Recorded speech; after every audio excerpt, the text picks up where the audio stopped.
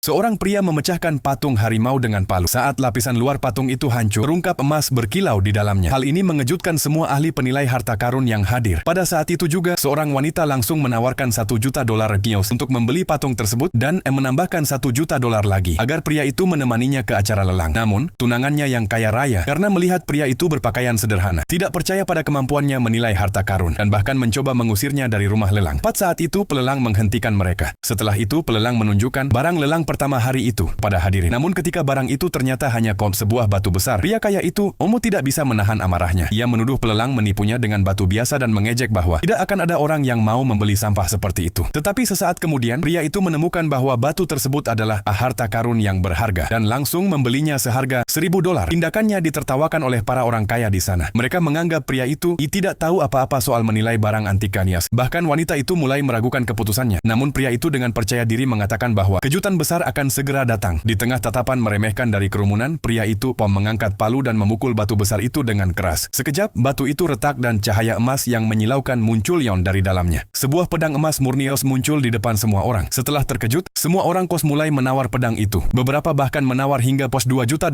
Tapi pria itu menolak semuanya. Dan saya memberikan pedang itu kepada wanita tadi. Ia berkata bahwa pedang tersebut terkait dengan barang-barang berikutnya di lelang. Namun pria kaya yang sombong itu masih mengira si pria hanya beruntung dan tidak memiliki keahlian sungguhan. Demi menjaga gengsi, begitu barang lelang kedua ditampilkan, si kaya langsung menawar $500.000 untuk Kumpinyo Komaose, patung Raja Kera, Monkey King. Saat ia merasa yakin akan menang, pria itu kembali menawar $1 juta.